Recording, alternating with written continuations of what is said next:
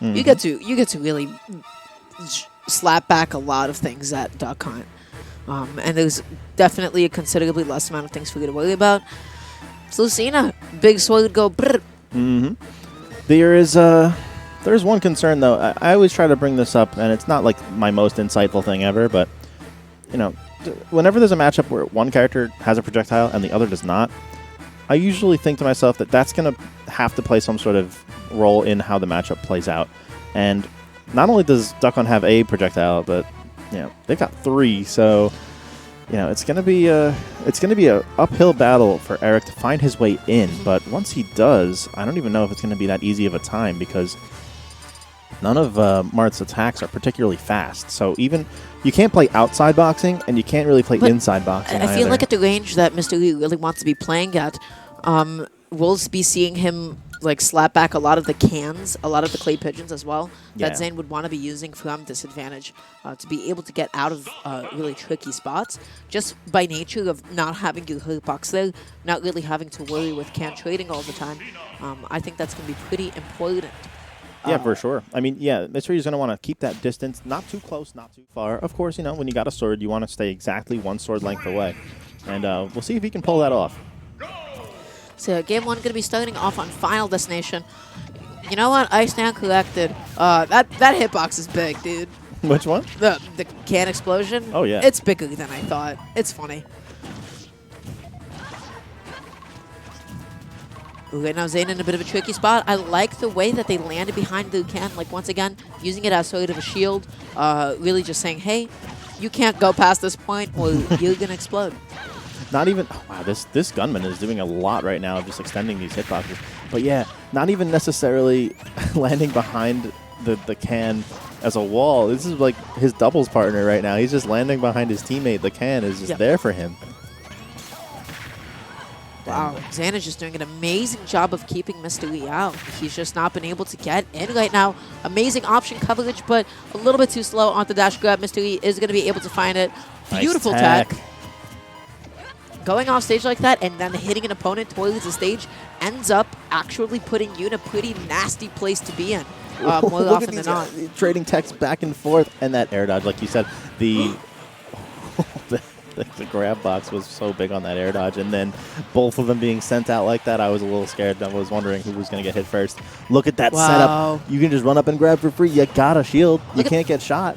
Look at these can shields. What do you do as Mr. Lee?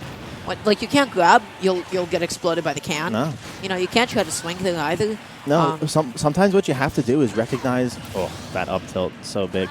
What you have to do is recognize, like, you have to know, like, when you think you'll die to the can, and sometimes you have to just accept, like, I'm going to get either hit or hit. So it's like, I'll take the can, because the can doesn't kill till, like, 170, so sometimes you got to just take your damage, take your beats. I really like a lot of these empty hops and short hops from Mr. Lee right about now. Again, keeps trying to go for these stage spikes, and Zane gets back on and is able to get a couple of hits as a result. So I feel like Mr. Lee maybe would want to focus a little bit more on his ledge trapping, because aside from damage, he's giving up a lot of stage to be able to do that. Wow, that he covered the whole sky with those up airs and back airs there. Really nice stuff. Kind of caught Zane with their with their guard down. Like, not really a lot of good ways for Duck Hunt to get down once their resources are spent. So Mr. Lee took advantage of that. Oh, that was so unfortunate. So Zane had the great idea, but the gunman ended up shooting Mr. Lee out of the multi-hit. Is that why he didn't die to the forward smash? Yeah. Wow, that's got to be frustrating. That's the one that kills. Run up and die. So those guys are on a set rotation, right? Frank, where are you? Frank, where are you? We need you to tell us how this works. I know one thing about Duck Hunt, and that's that after their up B, they get like one thing. They get like one option or something like that, right? Ooh, Zane has can available to them once again. That's exactly what they need to be able to get out of the corner. But once Mr. Lee recognizes, hey, that's a can at the center of the stage and not off stage, that's when he can go through those edge guards. And I love how they use that roll to get back to center stage, because that's something that they haven't done all set. But Mr. E looks like he's fighting his way once again to just find a way to get back into an advantage state. And Zane not respecting a lot of these buttons on shield. They have to recognize, like, hey, this is safe. I might not be able to punish this immediately. Mr. E doing a good job of making sure he doesn't hit Zane there because you actually wouldn't want to reset that up reset. Because you'd be putting them in a position where they get tech, and you don't want that. I still feel like this was a really good game on both of these players' parts. A lot of this boiled down to Mr. E was jumping in a really safe position at mid-range. Like a little bit more than an arm's length away from the other. He would just empty up. He'd empty up, he'd wait. He sees Clay Pigeon. He sees even if there's a gunman there, he knows, hey, if I even hit shield, I'm fine. That move's safe enough on shield. If I end up hitting through, if I still end up getting the hit, I landed a hit, that's damage, and I get a bit of advantage through myself. So Zane's going to have to go for a little bit, a couple more jump callouts or try to dash back punish those because what we saw, they tried to go for a lot of out-of-shield punishes, especially with rising aerials. You have to respect that move a little bit more. Yeah, and one thing they also did really well that game was like utilize the gunman to set up basically an unblockable setup where it's like you're going to shield the projectile and I'm going to grab you. Like that stuff was so cool. And they just went for it again, but the positioning was all wrong. Oh my. Oh my. Damage. That's the stuff we were not able to see on Yoshi before, but like other characters, they just have to take their beats there. That's big damage, 105%. You just got to hold that. And again, such a good can out of that position. Zane is just able to keep themselves so safe. So many different things that you have to keep a focus on. And that's the thing. Against setup-based characters like Duck Hunt, like Belmonts, you can't stay on the ledge too long. Yep.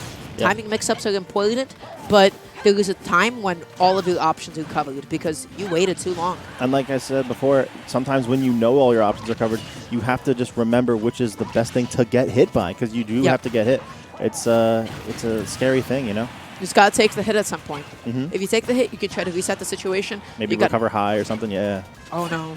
Ooh, scary whenever you see Duck Hunt using that up B. It's not that good of a recovery. And, yeah, but Zane able to get Zane's really making the most out of it, right? They're going through all the mix, going out can, going through different air dodge angles as well.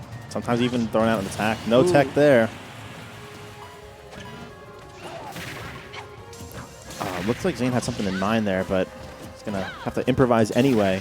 Wow, Mr. Lee really needs to respect Clay Pigeon at short distance from shield like that because of the way that it bounces off shield, it's still a threat. You can still detonate it, and you can still catch that next option. So I just want to see Mr. Lee either just hold on to a shield a little bit longer or maybe roll out and disengage entirely. I think if Mr. Lee was shielding at a different distance, it would have been fine, but he was way too up close. And like we said, he wants to maintain a slightly different distance, a little more space, a little bit more. Ooh, once again, they just both keep trading up, actually ends up hitting the Clay Pigeon. That doesn't happen nearly as often as you think it would. Could be going so deep. Love that up air. Just gets under Mr. Lee. Did you see before Mr. Lee had this sweet, very stock taker-esque drop shield, pivot, re-shield, and then get a shield grab? It was very, very nice. Who died?